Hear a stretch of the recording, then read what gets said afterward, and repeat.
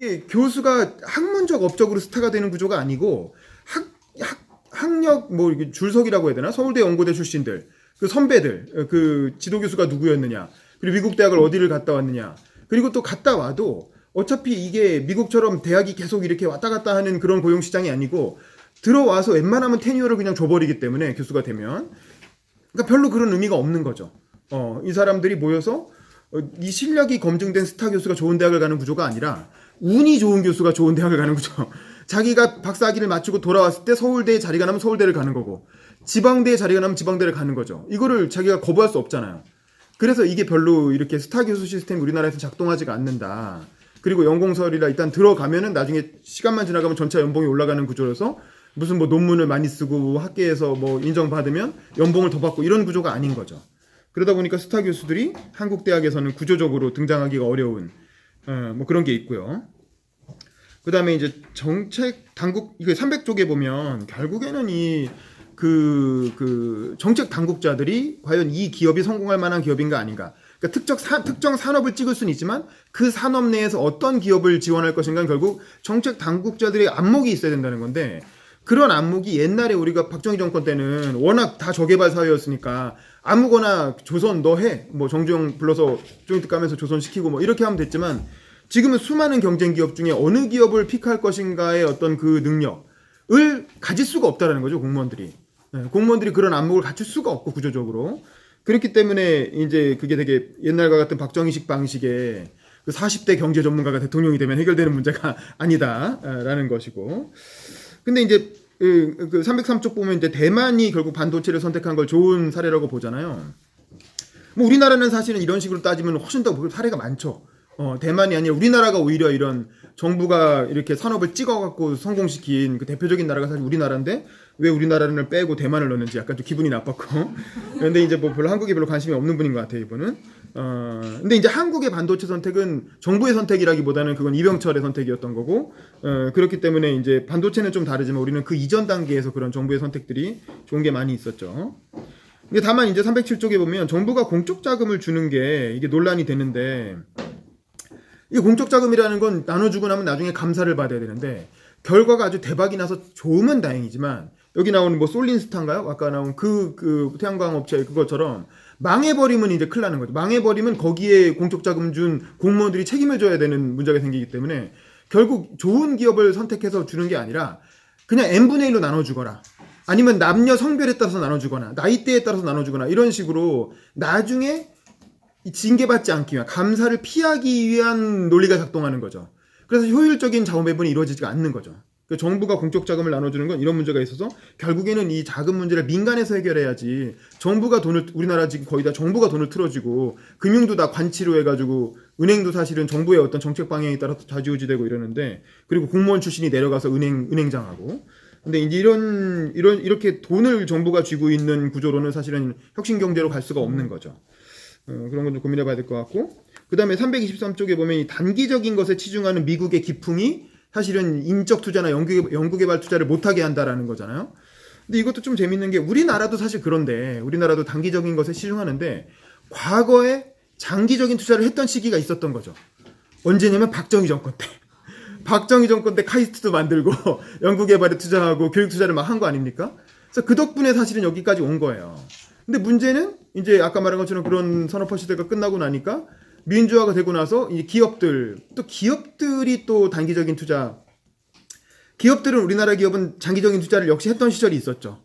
총수 경영을 했기 때문에 그 기업의 어떤 그 이른바 경영권이라고 하는 게 이제 평생 보장이 되니까, 그걸 자기는 어쨌든 평생 이 기업을 운영할 거기 때문에, 혹은 자녀한테까지 물려줄 거기 때문에 그걸 보고 장기적으로 30년 40년 뒤를 내다본 투자를 했던 거죠. 이병철이 반도체에 투자해서 그게 이건희 시대에 대박이 난 것처럼 그런 식의 어떤 장기적인 안목의 투자가 가능했는데, 지금 이제 우리도 총수경영 시대가 끝나고 이건희도 사세경영 안 한다는 거 아닙니까?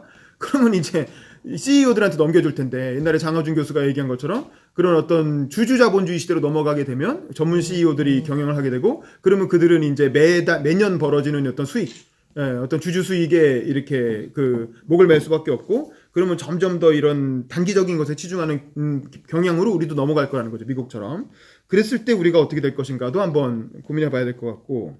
그다음에 333쪽에 저는 이게 참 미국이 의외다라고 생각한 게 성인 백인 남자의 대졸 비율이 22%에서 26%로 늘은 거라는 거예요. 그럼 성인 백인 남자가 그러면 흑인은 뭐 말할 것도 없겠죠. 유색인종은 더 낮을 거고 뭐 여성도 아마 더 낮을 것 같은데 그만큼 대졸자가 4분의 1밖에 안 된다. 미국에서는. 근데 우리나라는 사실은 대졸자가 80%란 말이죠. 그런 면에서 보면 한국은 참 인적자본 투자를 많이 하는 국가고 그러면 상당히 좀 어떻게 보면 이렇게 희망이 있다고 볼 수 있는데 그런가 좀. 근데 이 미국의 25%의 대졸자와 한국의 80% 대졸자는 같은 대졸자여도 뭔가 좀 질이 다른 것 같다라는 생각이 들고 이게 또 아까 343쪽 보면 한국의 수학이 피사에서 뭐 6위라고 나오잖아요. 일본이 5위고 우리가 6위고 2위는 핀란드고 뭐 상하이가 몇 위고 이렇게 나오는데 이게 같은 그 핀란드 2위와 한국의 6위를 같은 수준으로 볼 것인가. 한국의 수학은 아시다시피 드립 다 외워가지고 하는 공식 다 외우고 열심히 팍팍 이렇게 해가지고 하는 그런 거고 또 핀란드는 뭐 창의적으로 토론 수업에서 나오는 성적이고 그러니까 같은 6위여도 뭔가 좀 질적인 차이가 있지 않을까 뭐 이런 생각이 들고 물론 미국하고는 비교할 수 없게 우리가 높긴 하지만 그래서 저는 356쪽에 결국 고숙련 이민자를 유입시켜야 된다라는 게 미국의 전략이라는 거잖아요. 근데 이제 그것도 우리나라도 이민자 문제가 있는데 이주 노동자 문제가 있는데 우리도 사실은 저숙련 노동자가 들어오기 때문에 문제인 거잖아요. 그럼 우리도 고숙련 노동자를 유입할 수 있는 전략을 채용할 수 있지 않을까 생각해 봤는데 결국 이 세 가지가 그 대졸자 비율, 피사, 고숙련 이민자 다 뭐랑 연관되냐면 대학 개혁과 연관되는 거예요. 대학 개혁을 하지 않으면 이런 전략을 다 쓸 수가 없는 거야. 대학의 질이 이렇게 낮은 상황에서 여러분 다 대학 나왔지만 도대체 대학에서 뭘 배우셨냐고요. 뭐 도대체 뭘 배웠어? 대학에 나와서 그걸로 바로 기업 취업해가지고 무슨 일을 할 수 있느냐? 아니면 바로 미국에 가서 뭘 할 수 있느냐? 근데 미국에서 고숙련 이민자들은 결국 보면 미국 대학으로 이민 간 사람들이거든요. 미국 대학으로 이민 가서 미국에서 세계 최고 수준의 교육을 받고 영어도 능통하게 되고 그러니까 실리콘밸리에 바로 취업해서 억대 연봉을 받을 수가 있는 거죠. 근데 한국 대학으로 유학을 와도 예를 들면 인도나 베트남이나 인도에서는 안 오겠죠. 베트남이나 중국이나 인도네시아에서 한국으로 유학을 왔어. 그래서 한국 대학을 다녔어. 졸업을 했어. 근데 한국 기업에 취업이 되냔 말이에요. 일단 한국말이 안 되고 거기서 배운 내용이 한국 기업에 취업하는데 별로 도움이 안 되고 그러니까 결국 다시 본국으로 돌아가거나 뭐 이럴 수밖에 없는 거니까 우수한 인력이 한국으로 유학 가도 별로 한국에서 배우지 못한다. 그래서 저는 한국 대학의 교육의 수준을 높이는 게 굉장히 중요한데 이거는 지금 같은 방식은 아니라는 거예요. 연구 중심 대학이니 뭐니 해서 미국 학계 논문 많이 쓰게 해가지고 학계 순위 끌어올리는 뭐 세계 100위권 안에 서울대학이 들어 이게 아니라 그런 식의 아젠다 세팅으로는 절대 그렇게 될 수가 없는 거고 국내에서 유용한 학문을 하게 만들어야 된다. 그리고 오히려 베트남이나 중국에서 이민 온 사람들이 베트남어, 중국어로 한국의 민주화 산업화 혹은 한류 문화를 배워서 그걸 바로 한국에서 써먹을 수 있게 해주는 혹은 동국에 돌아가서 의미 있게 써먹을 수 있게 해주는 그런 방식의 대학개혁 어떤 토착형 혹은 한국형 대학개혁이 필요하다. 그렇지 않으면은 고숙련 이민자 유입은 될 수가 없고 계속 그 사람들이 한국에 들어와서 저숙련 노동자로 외국인 노동자화 돼서 학교 그냥 중퇴해버리고 그냥 막노동하면서 월급 벌어가지고 국내에 송환하다가 돌아가는 이런 악순환이 반복되고 한국 노동시장에도 굉장히 악영향만 미치게 되는 거죠. 그래서 대학개혁이라는 아젠다가 사실은 굉장히 중요하다. 뭐 그런 생각이 들었습니다. 이상입니다. 그래서 신촌대를 하시는 거예요.